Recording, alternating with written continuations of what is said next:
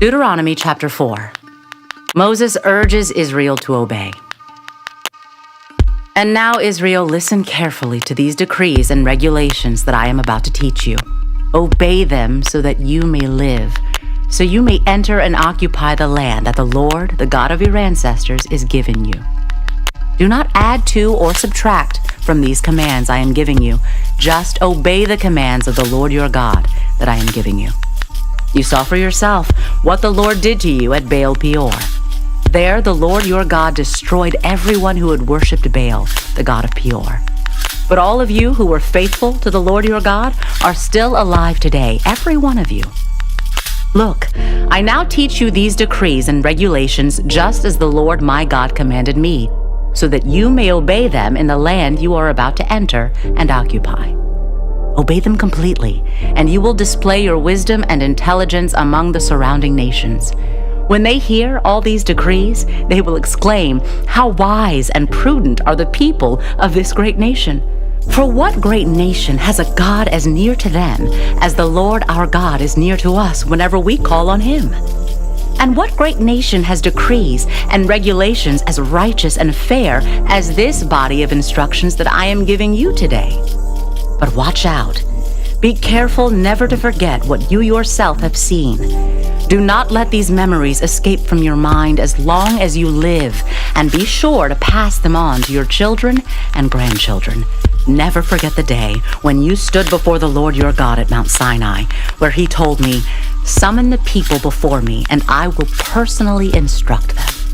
Then they will learn to fear me as long as they live, and they will teach their children to fear me also." You came near and stood at the foot of the mountain, while flames from the mountain shot into the sky.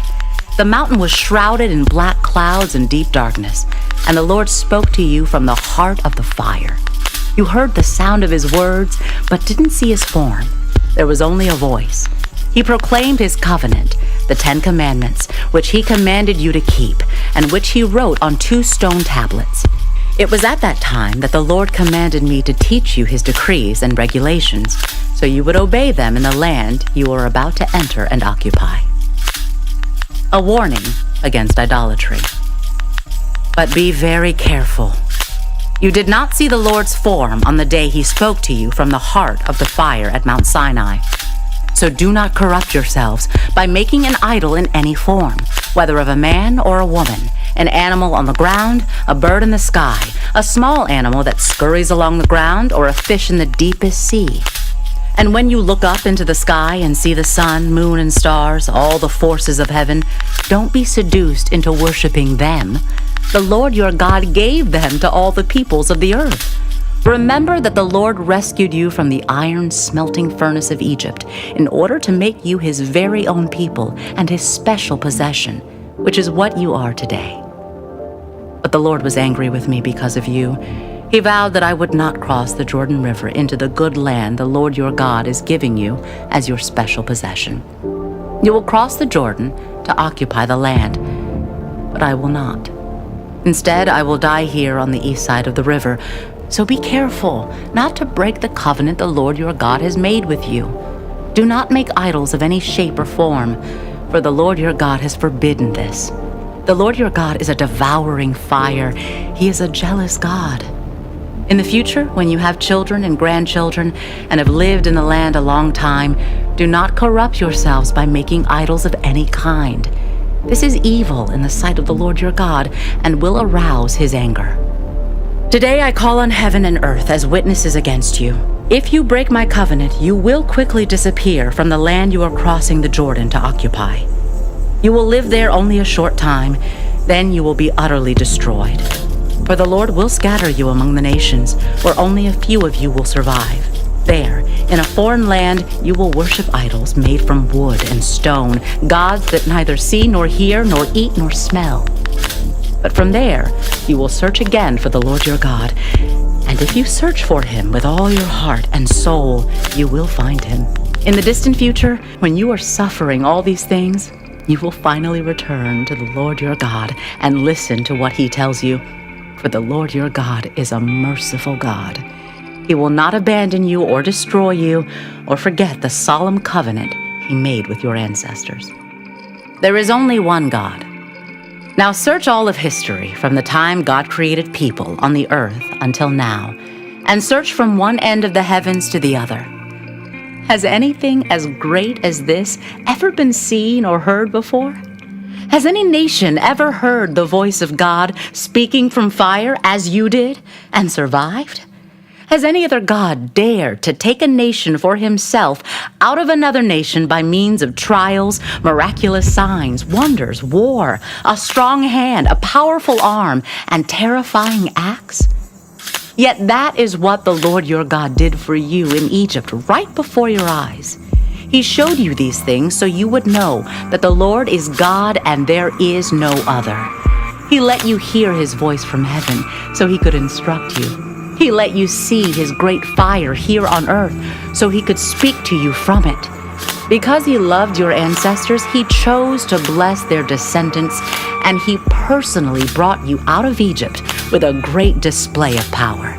He drove out nations far greater than you so he could bring you in and give you their land as your special possession as it is today. So remember this and keep it firmly in mind.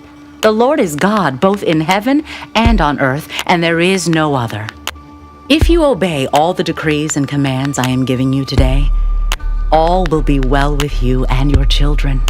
I am giving you these instructions so you will enjoy a long life in the land the Lord your God is giving you for all time. Eastern cities of refuge. Then Moses set apart 3 cities of refuge east of the Jordan River. Anyone who killed another person unintentionally, without previous hostility, could flee there to live in safety. These were the cities: Bezer, on the wilderness plateau for the tribe of Reuben; Ramoth, in Gilead for the tribe of Gad; Golan, in Bashan for the tribe of Manasseh. Introduction to Moses' second address. This is the body of instruction that Moses presented to the Israelites.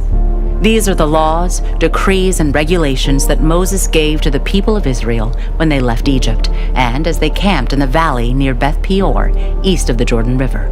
This land was formerly occupied by the Amorites under King Sihon, who ruled from Heshbon. But Moses and the Israelites destroyed him and his people when they came up from Egypt. Israel took possession of his land and that of King Og of Bashan, the 2 Amorite kings east of the Jordan. So Israel conquered the entire area from Aroer at the edge of the Arnon Gorge all the way to Mount Sirion, also called Mount Hermon. And they conquered the eastern bank of the Jordan River as far south as the Dead Sea, below the slopes of Pisgah.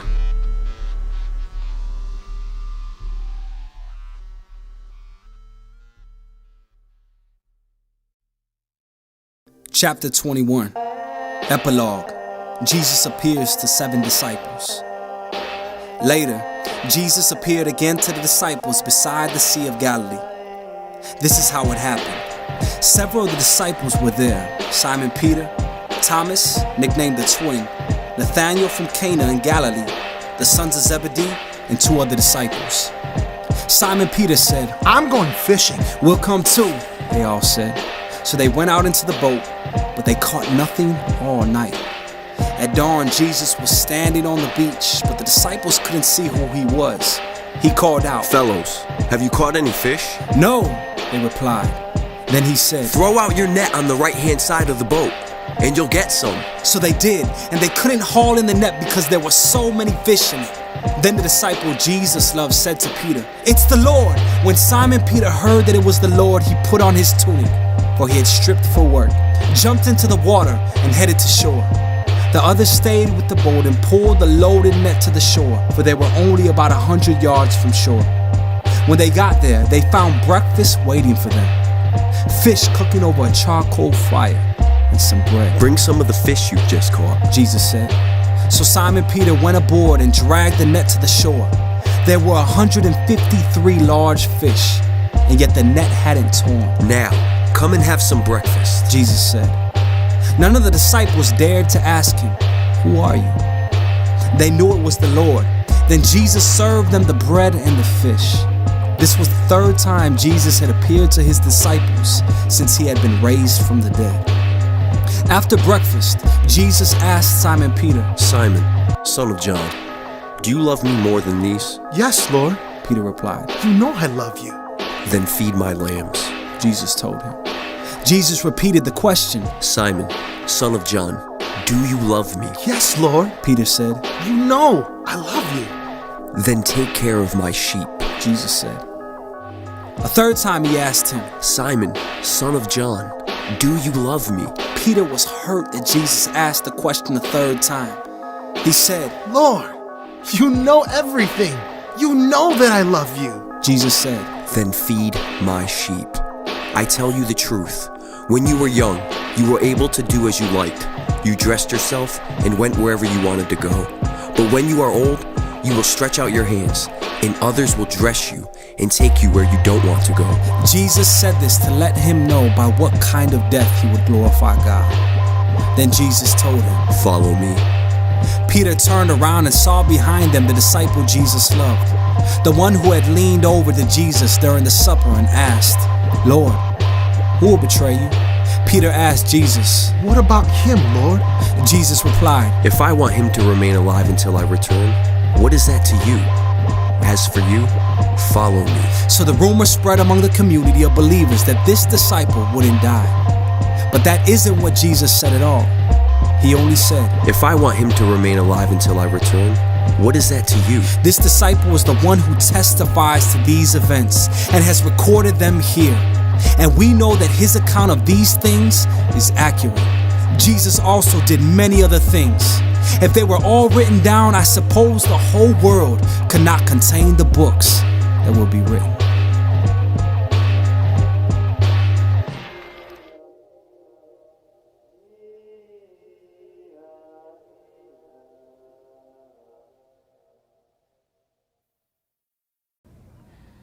Well, I'm sure by now most of you are aware of the tent village that is rapidly growing east of Capernaum. Those are people who followed us from the mount, who are now waiting to hear more. Their numbers grow by the day, as do the suspicions of Rome. In fact, Z informed me just this morning that a few members of his former order have even journeyed here. It would appear as if we were building an army, teacher. Well, that's one way of looking at it. The other way to look at it is my way. The correct way, you mean? Yes, Simon. Those people are like those in regions all over. They are not an army. Not yet. They are in need of rescue, and you are going to help me rescue them. Different kind of rescue, see. It is not sustainable for me to do all the preaching, all the healing, and ministering. I've called you to Simon's home today, and thank you, Eden, for hosting, because our ministry will only grow, and we want it to grow, till the end of the age. There will be many more followers, and like those not here, all will have roles and responsibilities. Most will be disciples, students. But I have chosen you 12 as my apostles.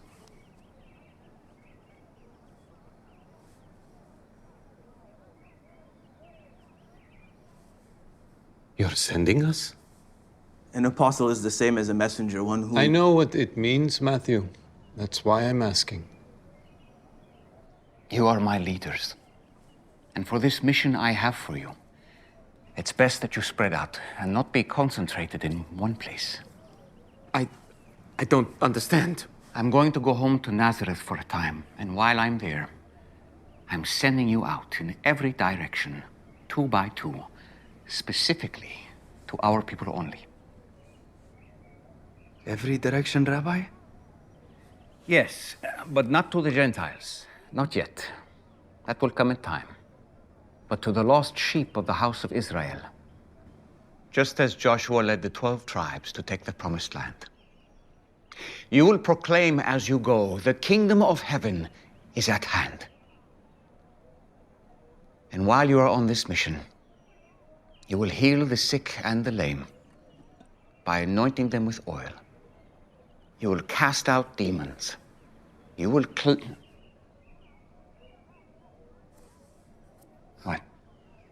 Why are you all looking at me like that? Could you just repeat that one more time? I'm sending you out 2 by 2, proclaiming as you go, the kingdom of heaven is at hand. Heal the sick. Cast out demons. How soon are we talking about here? There's that word again. I'll get to that, Simon. Hold on. Heal the sick, cast out demons. While you are on this mission, I grant you this authority. Someday, you will have it all the time. Was that a ceremony I missed? This is it.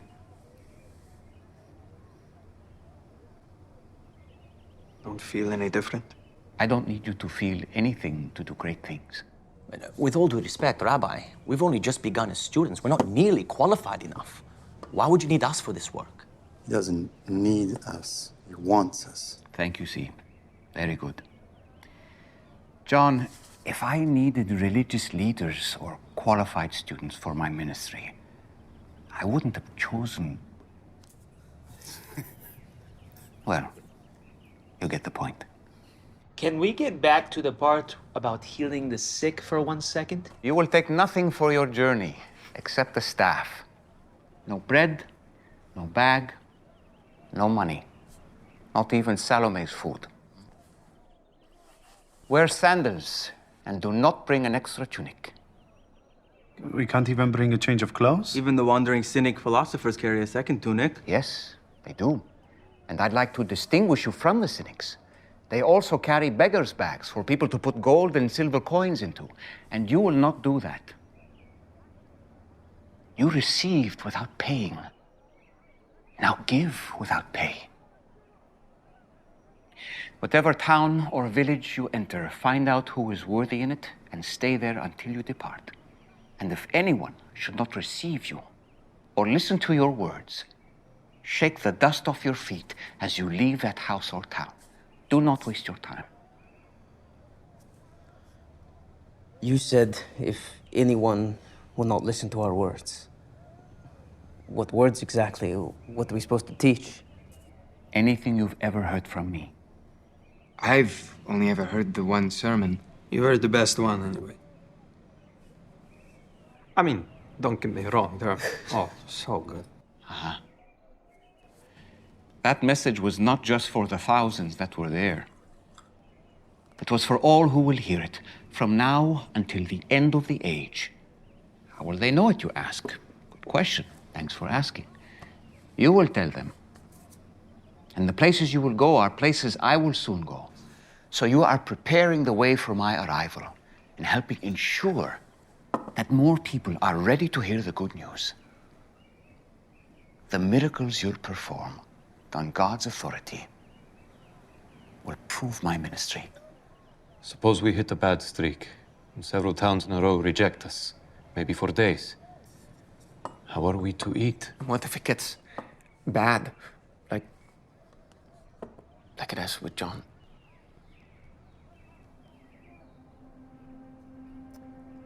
Listen carefully, all of you.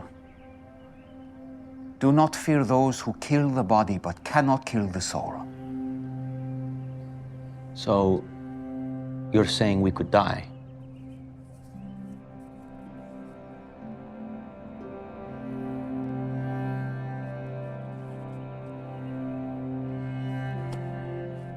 There will come a time when this will become far more difficult. When persecution is an ever-present part of your ministry. When that time comes, you will follow in my footsteps, and you will know what it actually means to give up your life.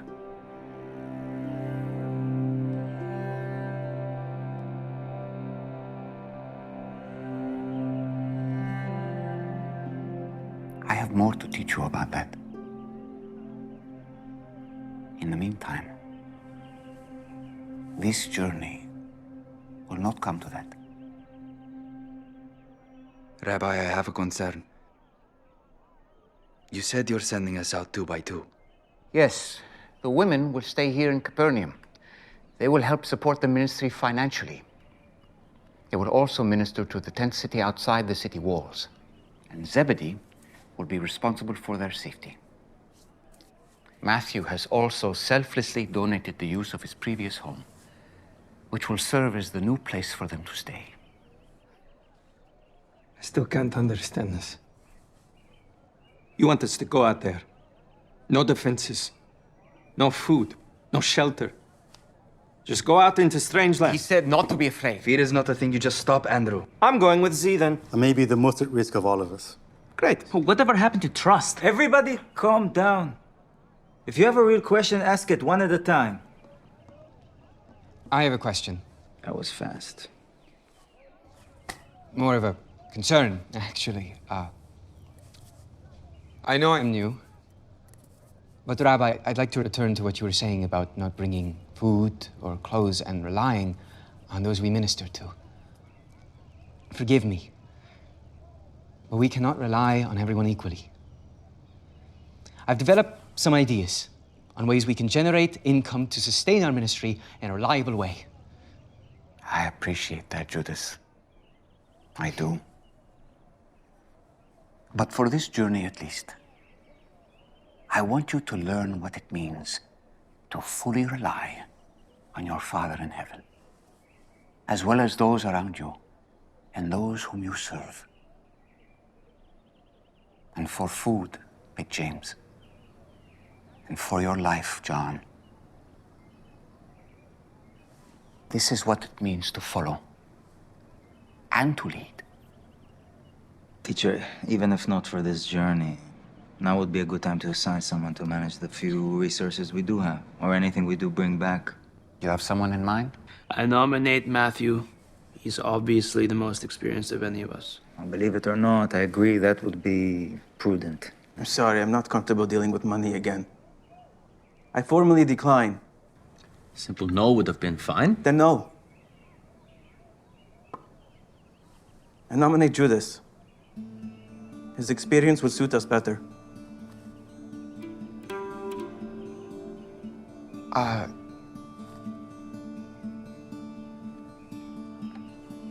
I accept. Anything to help. Done. All right. Pairing up. Simon and Judas, north to Caesarea Philippi. Andrew and Philip, east to Nauvoo. Nathaniel and Thad, south to Perea. John and Thomas, southwest to Joppa. Big James and Little James. Wait, for real? Come on. They can make it a thing. Humor disarms people. West to the plains of Sharon. Matthew and Z.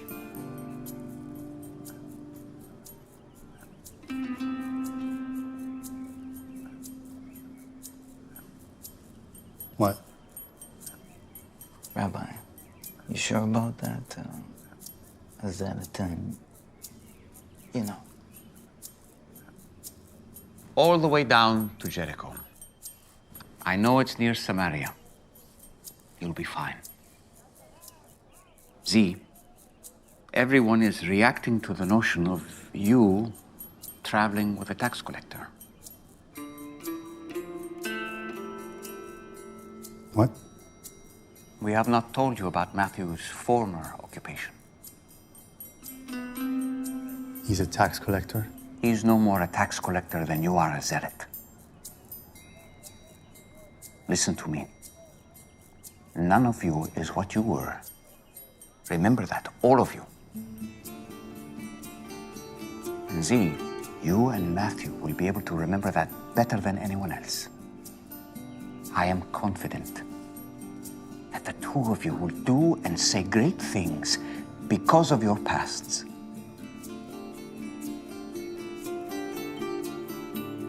I know I can count on you. So that's it. You all have a lot to take in. Take a day to handle what you need to handle. There'll be a few more details tomorrow. I'll have Simon reach out. Shalom, friends.